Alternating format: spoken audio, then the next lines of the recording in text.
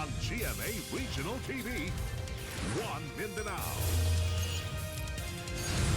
Aniya na ang mga dagkong balita karong adlaw sa One Mindanao. Search, rescue and retrieval operation sa nawala nga MBCA Amehara sa Davao Gulf giundang na. Tulo ka opisyal sa DepEd sa Davao del Norte gisuspenso tungod sa questionableng school building projects. Kanhi Pangulong Rodrigo Duterte dili mo tambong sa confirmation of charges sa iyang kaso sa ICC sunod semana. Pipila ka negosyo sa Cotabato City ug ubang lugar sa BARM apektado sa halos 28 ka oras nga brownout. Mga aktibidad sa month-long celebration sa 89th araw ng Davao gipagula na. Mga estudyante sa Pulumulok South Cotabato nga color blue ang panit gikalingawan. Kini ang GMA Regional TV, One Mindanao. Mayong hapon Mindanao, ako si Sara Hilomen Velasco. Giundang na sa mga otoridad ang pagpangita sa siyampa ka mga missing nga sakay sa motor bangka Amehara nga nawala usa ka bulan na ang milabay. Migula sa investigasyon nga mag-atubang og kasong kriminal ug administratibo ang tag-iya ug kapitan sa maong motor bangka. Apan lakip sila sa wala pa igita. Ang detalye sa report ni Argil Relator. Human ang usa ka bulan nga pagpangita sa mga nawalang sakay sa motor bangka Amehara. Gideklara na sa otoridad nga undangon ang search, rescue and retrieval operations. Following comprehensive assessment and upon completion of all planned and extended search efforts, we officially concluded active operations on 18 February 2026. Sa ulahing tala, usa ang survivor. Unom ang na-recover nga patayng lawas, diin upat ang nailhana. Samtang duha niini ang ginahulat pa ang resulta sa DNA analysis. Ug siyam ang nagpabiling missing sa bangka nga na-report nga nawala niadtong January 19. Migula sa Marine Casualty Investigation nga nalambigit ang recreational boat nga MBCA Amehara sa dili otorisadong departure ug non-compliance sa PCG clearance. Apektado sab ang stability tungod sa unverified structural modification sa bangka. Nakapabugat sa karga ang pagdugang og cargos sama sa dugang fuel supply, drums, containers, scuba tanks, fishing equipment ug coolers nga dunay ilimnong makahubog. Lakip ang unverified consumption ug ilimnong makahubog on board. Ug ang nasinati nga dili maayong sea conditions ug nawad-an og stability dihang mituyok balik ang bangka. Motor Bangka Amehara encountered severe sea conditions characterized by huge and continuous waves in the vicinity waters of Cape San Agustin. Due to the deteriorating sea conditions, a decision was made to return to Santa Ana Port. While maneuvering to reverse course, the vessel was struck by strong waves on her starboard side, causing a heavy lease to port and subsequent loss of her stability. The vessel eventually foundered and totally submerged. Migula sa incident investigation report nga dunay regulatory non-compliance, lakip ang paglawig sa motor bangka gawas sa otorisadong ruta ug oras. Walay special permit ug pagsumite og inconsistent nga master's declaration of safe departure. The filing of criminal and civil liability for reckless imprudence resulting to multiple homicide to Mr. Ace Ryan Cortez, owner of Motor Bangka Amehara, for neglecting the regulation and in his own capacity instructing the boat captain to depart from Santa Ana Port without PCG clearance and with multiple violations in the PCG and Marina regulations. Second, the filing of criminal and civil liability for reckless imprudence resulting to multiple homicide to Mr. Patrocinio Hinita, the boat captain of Motor Bangka Amehara, for neglecting the regulations in his own capacity as the boat captain to depart from Santa Ana Port without PCG clearance and with multiple violations in the PCG and Marina regulation. Si Cortez ug Hinita lakip sa wala pa igkita. But as of now, it would result in a dead end because both of them were not found, at least alive during the search and rescue operations. But we, like our district commanders, that we are not limiting the family if they want to pursue criminal charges. Klaro matud pa nga wala gitugutan sa mga personahe sa Coast Guard Substation Santa Ana ang maong bangka nga mulawig kay wala sila gihatagan og clearance. Kauban si Mature Awing sa kamera. Ako si Orgil Relator. 1 Mindanao. Tulo ka opisyal sa Department of Education sa Davao del Norte ang gipailawom sa preventive suspension tungod sa giingong anomalosong school building project sa probinsya. Atong sayro ng detalye niini sa live report ni John D. Esteban. John D. Sara, nagparehag sa inkadismaya si Davao del Norte Governor Edwin Hubahib sa DepEd Davao del Norte. Kalabot ni ining mga questionableng proyekto sa Talaingon. Atong sayron. Dismayado si Davao del Norte Governor Edwin Hubahib sa mga questionableng proyekto sa Department of Education Provincial Office sa Talaingon nga kasamtang nga ginaimbestigahan. Una nang gisuspende ang tulo ka opisyal sa DepEd Davao del Norte tungod niini aron masiguro nga dili maimpluwensyahan ang investigasyon. Ang classroom magud pinakaimportante sa atong mga kabataan. Pangitaan na to tanan og paagi nga masolve ni mabalik ang kwarta nga para sa classroom, mubarog ning maong eskwelahan nga completed based sa specs nga gihatag sa DepEd and mahatagan og parusa ang nasaluyuan ni. Base sa Commission on Audit Report, ang school building nga gitukod sa sitio Dulyan sa nasangpit nga lungsod nabayran na ang kontraktor bisan wala pa nahuman. Samtang ang proyekto nga school building sa sitio Kamingawan wa pa matukod. Kaning sa sitio Kamingawan nga maupay pagsugod og trabaho, so mao ginigdako nga problema. Karon daw gisigihan og trabaho. Pero tungod kay nabilong siya sa billing nila nga 90% na, ang accomplishment diri is layo pa. Matod sa DepEd Region 11, 90 days ang preventive suspension sa tulo ka DepEd Davao del Norte officials. Apan miapila ang hensya sa publiko nga dili pangunahan ang investigasyon. Huwag natong ihangyoon ang katawhan. Please stop maligning because I've seen a lot of posts maligning the concerned individuals. Wala ta sa posisyon nga mag-condemn sa ilaha.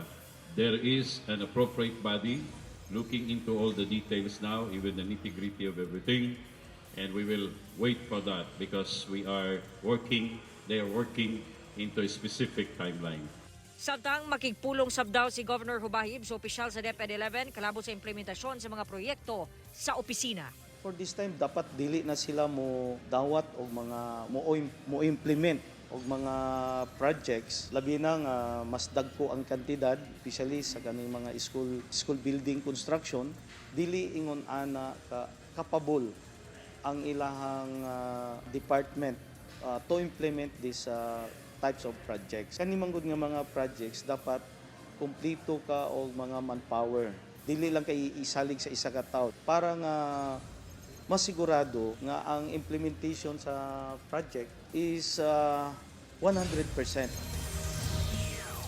Sada sa kinatibukan na sa kapin 36 million pesos ang gigahin nga pondo alang sa mong mga proyekto. Ginakuhaan pa nato og pahayag ang mga nalambigit nga opisyal. Sara. Okay, dagang salamat, John D. Esteban. Atong sayron ang dugang pang mga balita sa Mindanao. Makauban nato si Efren Mamak live sa General Santos City. Efren. Salamat, Sara. Dili mutambong si kanhi Pangulong Rodrigo Duterte sa nakatakdang confirmation of charges sa iyang gikatubang nga kasong crimes against humanity sa International Criminal Court sunod semana. Ang detalye sa report ni Argil Relator. Sa sulat nga gipadala ni kanhi Pangulong Rodrigo Duterte sa International Criminal Court, nakalatid nga gi-waive niya ang iyang katungod sa pagtambong sa hearing alang sa confirmation of charges. Salig matud pa siya sa iyang abogado ug sa legal team aron i-challenge ang sufficiency sa ebidensya sa prosekusyon. Dili sa matud pa niya buot nga motambong bisan gawas sa courtroom gamit ang teknolohiya. Sa iyang gilatag nga rason, wala niya giila ang jurisdiksyon sa ICC. Usa siya ka Pilipino nga gipugos pagpasulod sa jet o gidala sa The Hague nga dayag pagsupak sa konstitusyon sa Pilipinas ug sa nasudnong soberanya. Ang pagkidnap matud pa kaniya kay gi-facilitate sa opisina sa kasamtangang presidente sa Pilipinas nga dunay eroplano nga espesyal nga gi-charter alang sa paghatod kaniya sa The Hague. Usa matud pa ka makalilisang nga bakak ang pasangil nga gidumala niya ang usa ka polisiya sa extrajudicial killings. Ang maong pasangil gibaligya matud pa sa iyang mga kalaban sa politika sulod sa daghang katuigan ug kini nagikan sa mga individual nga walay kredibilidad. Midumili siya nga motambong sa legal proceedings nga malimtan lang gihapon niya human ang pipila ka minuto. Tigulang na matud pa siya, gikapoy ug luya na. Nang hinaot sa FPRRD nga respetuhon sa ICC ang iyang kalinaw sulod sa prisuhan kung asa siya gibutang sa ICC. Gidawat na matud pa niya ang kamatuoran nga mupanaw siya samtang anaa sulod sa prisuhan. Apan kadtong nagtinguha niini nga kapalaran kaniya, kinahanglang mahibalo nga ang iyang kasing-kasing ug huna-huna magpabilin kanunay sa Pilipinas. Gipasigarbo ni FPRRD ang iyang legasiya ug ang iyang serbisyo sa katawhang Pilipino sa kalibutan. Wala matud pay makaduha-duha sa iyang gugma ug pagkamaunungon sa katawhang Pilipino. Sa katapusan, gisulti ni FPRRD nga siya magpabiling sulugoon. Sa February 23, 24, 26 ug 27, nakatakda ang confirmation of charges sa kasong crimes against humanity batok ni FPRRD. Ako si Argel Relator. 1. Mindanao.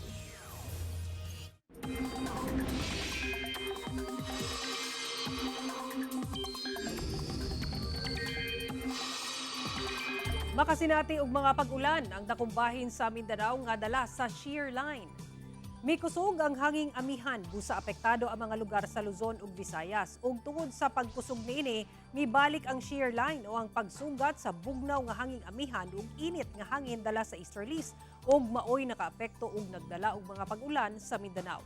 Base sa datos sa Metro Weather, taas ang tsansa sa ulan sa Sulu Archipelago, Zamboanga Peninsula, Caraga, Barm, Davao Region ug Soc-Sargent.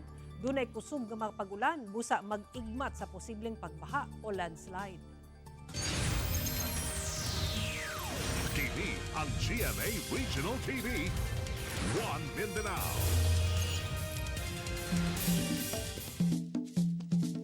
Gilatag na sa Davao City Tourism Operations Office ang mga aktibidad alang sa month-long nga pagsaulog sa 89th araw ng Davao. Ang detalye sa live report ni Argel Relator. Argel. Sara, atangan gayod sa mga Davaoenyo ingon man mga bisita ang mga dagkong aktibidad sa 89th araw ng Davao. Sama sa projection mapping, triathlon, mutya ng Davao, ingon man ang Parada Davaoenyo. Hulagway sa icons ug symbols sa Davao City, sama sa Durian, Mount Apo, Coastal Road, Peace Monument, Philippine Eagle ug City Hall ang gimosaic aron mabuo ang logo sa pagsaulog sa 89th araw ng Davao. Usa ka bulan ang selebrasyon nga magsugod sa March 1 sa misa pasasalamat sa San Pedro Cathedral ug ang grand opening o pasiugdang pagsaulog sa City Hall. Matagabi hangtod March 31, dunay 100 years of City Hall projection mapping. Ang ginaatangan sab nga mutya ng Davao. Ipahigayon ang preliminaries sa March 8 sa mall sa Ecoland ug ang Grand Coronation Night sa March 20 sa Yusuf Gymnasium. Dalhon sab ang selebrasyon sa matag distrito, March 9 sa Barangay Matina Aplaya, March 11 sa Barangay 8A ug March 16 sa Barangay Pakibato. Lakip sab sa accredited events ang Aquathlon sa March 21 ug Triathlon sa March 22 sa Bago Aplaya Coastal Road. Dunasay bag-ong mga aktibidad, kanta ug sayaw Davaoenyo sa March 27 sa Rizal Park ang Grand Finals ug ang Salida Davaoenyo sa March 10 hangtod 13 sa Cinematheque. Matapos ang selebrasyon sa March 28 sa Parada Davaoenyo o Konsyerto Davaoenyo. Okay. Right now we have like almost 200 na nag-register for Parada Dabawenyo, but we're expecting at least 500 to 600 this year. We're opening also the parade Mangpod to everyone as long as they register and ma-validate na to. So Ana sa 50 million pesos ang gitaganang pondo sa selebrasyon. we're not just celebrating this year, manggod, ang founding anniversary sa tong city. We're trying also to celebrate pod ang mismong City Hall nato o ang mga Dabawenyos, no. We want them to enjoy the festival na muapil gyud sila, mutanaw gyud sila sa ato ang mga festivities or activities. Andam na sab ang mga establishment sa ilang araw ng Davao Sale ug promos. Ana sa 200,000 ka mga bisita ang gilaumang makigtuyog sa selebrasyon. For accommodations, we have more than enough rooms for the expected na increase in visitors. And we have new accommodation establishments that are opening within the year. Sara, andaw na pod ang safety and security cluster din anaa sa kapinton kulang 8,500 ka mga personahe gikan sa nagkadaiyang law enforcement agencies ug mga ahensya ang magbantay alang sa seguridad sa mga aktibidad sa month-long celebration sa 89th araw ng Davao. Sara. Okay, dagang salamat, Argil Relator. Usa ka ingong snatcher og cellphone ang nadakpan sa mga residente sa barangay Lapasan sa Cagayan de Oro City diyang mosibat na unta kini. Nagbugno sa tunga sa dalan sa Agora sa barangay Lapasan sa Cagayan de Oro City kini mga lalaki ug usa ka motor rider pasado alas 3 sa hapon adang Miyerkules. Ang lalaki nakamotor suspect matud pa sa pagpanglabni og cellphone sa usa ka dalaga sa maong lugar. Sumala pa nga samtang nagsakay sa atubangan nga bahin sa jeep ang babaeng biktima. Kalit lamang siyang gitaparan sa suspect dayon kuha sa cellphone. Gilayong nagpatabang sa mga tao sa lugar ang biktima, hinungdan nga na corner sab kini sa mga tao sa palibot. Paspas man sab nga miabot sa lugar ang kapulisan o gilayong gidakop ang suspect. Nauli ra sab kuno sa biktima ang cellphone ug wala ra mipasaka pa og kaso. Hinungdan nga gibuhian ra sab sa kapulisan ang lalaking suspect. Ginakuhaan pa og pahayag ang biktima ug suspect. Apektado ang pipila ka lugar sa Mindanao human nakasinati og halos 28 ka oras nga brownout human naputol ang linya sa kuryente sa National Grid Corporation of the Philippines sa Pikit, Cotabato. Ani ang detalye. Gamit ang paypay ug minifan, gipahanginan ni mga hairstylist ang buhok niining babae nga kliyente sa usa ka salon sa Cotabato City adlawng Miyerkules. Sumala pa, nagpariban ang maong kliyente ug nahumanasab og plancha ang buhok. Apan kalit nag-brown out, busa ang finishing touch, imbes blower ang gamiton, paypay ug minifan na lang. Matud sa stylist, may na lang kuno nga protein straight bun service ang gipahigayon sa pagsalon sa maong kliyente, busa wala ra na unsa ang buhok niini bisan dili init. Matud sa stylist sa maong salon, apektado ang ilang trabaho gumikan sa nasinating brown out. Lahat ng mga trabaho namin, wala. Madilim. Tapos, nahihirapan kami, ang init, ganun. Ang ibang client namin, nagsilabasa na lang. Gani sa Barangay Poblasyon 1, nagtapok sab kining pipila ka mga residente aron maki-charge og cellphone. Kini human nagtanyag og free charging ang Barangay LGU. Dungan niini, ang LGU nag-anunsyo nga magpatuman og class suspension sa tanang tunghaan kung dili pa gayon mabalik ang kuryente hangtod alas 9 sa buntag. Subay kini sa gianunsyo nga mobalik ang kuryente alas 6 sa buntag sa maong adlaw. Sa Alyosa, North Cotabato, nagtapok sab ang pipila ka mga residente aron maki-charge og cellphone gamit ang gipaandar nga generator.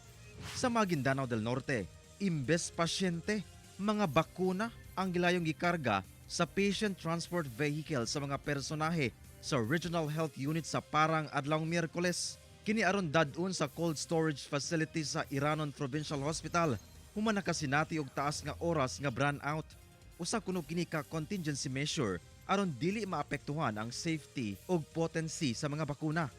Pipila lang kini sa epekto sa nasinating halapad nga brownout sa mga lugar nga nagsugod pa banda 12:16 PM adlawng Martes sumala sa National Grid Corporation of the Philippines. Ang maong unscheduled power interruption nakaapekto sa mga linya sa kuryente sa ubang parte sa Maguindanao del Norte, Maguindanao del Sur, Cotabato Province P. Palma Area, Cotabato City, ug ubang bahin sa Special Geographic Area sa BARM. Ang naging sanhi po sir ay yung pagkaputol ng kable ng kuryente between Tower 46 and 47 sa Barangay Dalingawin, Tikit, Cotabato Province. Apan gumikan sa nadiskubring laing problema sa repair, milungtad pa kini og pipila ka oras. While the technical teams were conducting final inspections following repairs between Tower 46 and 47, additional technical issues were discovered at nearby towers. As a result, the restoration process took longer than initially anticipated. Hinuon ang maong kuryente na balik ra pasado alas 3 sa hapon sa ubang lugar. Human na energize sa NGCP ang Kibawe Sultan Kudarat 13 kV line banda 2:58 sa hapon adlaw Miyerkules. Padayon pa ang investigasyon sa NGCP kalabot sa hinungdan sa pagkaputol sa maong power lines. Kauban si Bong Vicencio, Efren Mamak. 1 Mindanao. Gikalingawan sa netizens ang pipila ka estudyante sa Polomolok, South Cotabato nga nahimong literal ang estudyante blues. Kung ang uban, A+, kung mag-effort alang sa ilang gimahal ni atong Valentine's Day. Level up nga effort ang gihimo sa pipila ka grade 11 students sa Silway 8 National High School sa Polomolok, South Cotabato. Apan daw nasayop man hinuon atong sa gihimong English Festival ni atong Biyernes. Sumala sa practice teacher nga si Youth Cooper Kyle Vincent Solas. Gipapili daw ang mga estudyante ug sundugon nga story character alang sa event. Ug aron daw makadaginot kay white shirt o sando ug shorts lang ang costume with matching blue body paint na hunahunaan sa grade 11 Aries nga the Smurfs na lang ang ilang sundugon nga karakter. Pero ang plot twist, nasayra nila nga dili di ay water-based ang gihatag nga pintal sa tindero. Busang ending, iyahay in town og kuskus ang mga estudyante kay di daw matangtang ang pintal nga blue. Tuod man, nahimo kining literal nga estudyante blues kay palisuray gayo daw ang pagtangtang. Hinoon na tangtang ra ang non-water-based paint pag-uli sa mga estudyante sa ilang balay ug luwas man daw hinoon sila. Pataya usa ka lalaking negosyante ug manukan human kini gipusil samtang natulog sa iyang farmhouse sa Malungon, Sarangani. Dead on the spot ang 49 anyos nga lalaki human kini gipusil samtang natulog sa iyang farmhouse sa Barangay Malandag sa Malungon, Sarangani Domingo sa gabii. Ang biktima usa ka negosyante ug manukan nga taga Polomolok, South Cotabato. Matud sa Malungon Police, una ang panghitabo, nakamata ang asawa sa biktima gumikan sa mga usig sa iro. Gipukaw niini ang biktima apan wala kini nakamata. Busag giablihan sa asawa ang pultahan aron susihon taud-taod. Duha ka mga lalaking sospek nga nakasuot og itom nga jacket ug nakabonet ang pugsanon nga misulod sa balay. Hangtod nga nakadungog na lang ang asawa og mga buto sa armas. Gilang misibat ang mga sospek ug didto na niini nakita ang bana nga nagkadugo na. Na-recover sa crime scene ang pipila ka basiyo sa bala sa kalibre 45 nga pusil. Ginasuta pa sa PNP ang motibo sa krimen, lakip na ang ilhanan sa mga sospek. Padayon ang investigasyon sa PNP, ginakuhaan pa og pahayag ang kabanay sa biktima. Nagpadayon ang aplikasyon sa Davao City Water District sa gidalit nga scholarship program sa kolehiyo alang sa school year 2026-2027. Sa pahayag sa DCWD nga nakuha sa GMA Super Radio Davao, 5 ang gihanyag nga slots alang sa mga indigenous people o IP ug usa ka slot alang sa mga non-IP. Ang mga mo-qualify nga benepisyaryo mahatagan og suporta ug higayon nga makaeskwela sa University of Southeastern Philippines sa Mintal ug o Obrero Campus. Lakip sa mga requisitos ang kinahanglan, dunay notice of admission to the program gikan sa USEP. Mamahimong maka-apply ang mga anaa pa sa senior high school nga dunay at least 80% average. Samtang kung kasamtangang anaa sa kolehiyo, kinahanglan sab nga duna siya'y 80% nga average sa milabay semester. Kinahanglan sab nga ang mga aplikante miyembro sa Indigenous Cultural Community o Muslim Community nga nagpuyo duol sa watershed area sa Toril, Tugbok, Baguio, Kalinan ug Marilog districts. Nagsugod ang aplikasyon ni adtong Enero 28 ug bulungtad hangtod Mayo 29 karong tuiga. Gilugwayan sa Department of Health ang measles rubella supplemental immunization activity sa Mindanao hangtod ugma Pebrero 20 aron mapaningkamutang makabot ang 95% herd immunity target. Ani ang detalye. Inay ni atong Biyernes, February 13, Gilugwayan sa Department of Health Region 12 ang ilang measles rubella supplemental immunization activity hangtod sa Biyernes, February 20. Kini aron mas daghan pa ang mabakunahan ug makabot ang target nga mabakunahan sa rehiyon. Matud sa DOH-12, sukad nagsugod ang bakunahan niadtong January 19, 2026. Ana-ana sa 81% o kapin 2.3 million ang kinatibuk ang ihap sa mga bata edad 6 months hangtod 59 months nga nabakunahan batok tigdas ug rubella as of 6:14 sa buntag February 16. Apan kapin 550,000 ka mga bata ang wala pa nabakunahan. Busagi paningkamutan sa buwatan nga mabakunahan kini o bisan 95% lang sa target. So extension po ito ng buong Mindanao. Bakit kailangan natin ng 95%? It's scientifically proven and based on studies, yung 95% po talaga yung kailangan magkaroon ng herd immunity. Kumbaga, ito yung sapat na data meron ng isang lugar na kapag may 95% na vaccinated, yung natitirang 5% na talagang hindi pwede na nabakunahan, na mapoprotektahan na ng 95%. Ug aron mapadali sab ang pagpabakuna, nagpaygayon na og house to house ang mga DOH personnel. Nagbabahay-bahay na rin kami pero depende po kasi. Kumbaga yung pagbabahay-bahay po namin, we're going back sa mga deferred. Sila yung mga hindi pa pwedeng bakunahan during the day na magpapabakuna kasi it's either may nararamdaman yung bata or hindi siya, kumbaga yung exclusion criteria natin na tinatawag, hindi siya pwedeng bakunahan. Pagagalingin muna yon katulad ng mga nag-antibiotic ng mga bata, no, or nabakunahan ng mga anti-rabies. No? May mga certain days po kasi yung bago bakunahan. So hahabulin natin yung mga yon. Busa padayon sa pag-awhag ang DOH sa mga gilikanan o guardian nga wala pa mabakunahan ang ilang mga anak nga ipabakuna na samtang available pa kini. Matod sa DOH, ang mga nahibiling bakuna sa maong bakunahan i-turn over sa buwatan alang sa laing hugna na sab sa maong programa nga ipaygayon sa Luzon ug Visayas. Mipasalig ang DOH nga luwas ang bakuna kontra titdas ug rubella.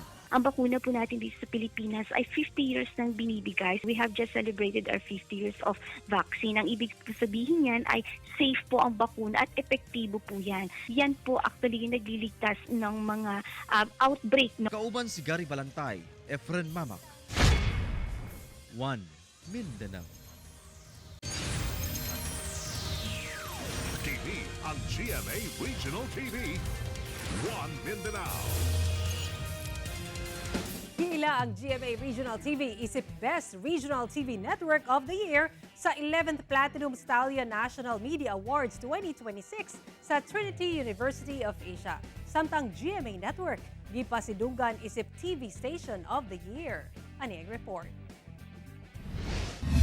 Dakong garbo sa GMA Regional TV ang pagkapili niini isip Best Regional TV Network sa bag-uhay lang na human nga 11th Platinum Stallion National Media Awards 2026 sa Trinity University of Asia. Samtang gila nga TV Station of the Year ang GMA Network. Best TV News Program ang 24 Oras. Ang usa sa mga anchor niini nga si Vicky Morales ang Best Public Service Program host alang sa Wish Ko Lang nga Best Public Service Program. Si 24 Oras segment host Martin Javier ang Best TV Sports Program host para sa GMA Sports. Si State of the Nation anchor Atom Araulio ang Male News Anchor of the Year. AM Radio Station of the Year ang Super Radio DZBB. Best News Magazine Program ang Kapuso Mo Jessica Soho. Best Documentary TV Show ang Eyewitness. Best Morning Show ang Unang Hirit. Ang GMA Prime nga mga batang riles ang Best Primetime Drama Series. Ang usa sa mga bida niini nga si Miguel Tan Felix ang TV Actor of the Year. TV Actress of the Year si Rian Ramos sa iyang papel sa Encantadia Chronicles Sangre. Ang co-stars niya sa series nga sila Kelvin Miranda ug Angel Guardian ang Best Primetime Drama Series Actor ug Actress. Ug ang It's Showtime ang Best Noontime Show. Sara Hilomen Velasco, 1 Mindanao. Usa ka reunion ang mahitabo sa Encantadia Chronicles Sangre unyang gabi samtang sa issue sa pagsalig nakasentro ang mga eksena sa Never Say Die. Kumpleto na ang kapangyarihan kay magkauban-uban na ang upat ka magsuon nga Sangre Danaya, Pirena, Amihan ug Alena. Senyales sa pagkumbati alang sa Encantadia. At ang iyang most awaited reunion unya sa Encantadia Chronicles Sangre 8:05 p.m. paghuman sa 24 oras. Samtang traidoro na bakaha ug dayon si Joey sa iyang gisaligan. Masulayan na ang pagkamatinud-ano ni Diego played by Wendell Ramos ug mobaliktad na ka siya. At ang iunya sa Never Say Die 8:55 p.m. paghuman sa Encantadia Chronicles Sangre. Og mao kato ang mga ulahing balita sa Mindanao karong adlaw. Mamahimo ninyo kini makita pag-usab agi sa pagbisita sa official website sa GMA Regional TV o bisita ang among official YouTube channel ug i-click ang subscribe button para sa pinakaulahing balita.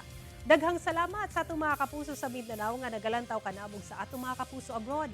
Padayon lang sa pagtutok sa mga lokal nga balita matag adlaw tungod sa GMA Regional TV, Local News Matters. Kami ang GMA Regional TV 1 Mindanao, tibok persa para sa mas na komisyon ug mas halapad nga pagserbisyo sa nasod.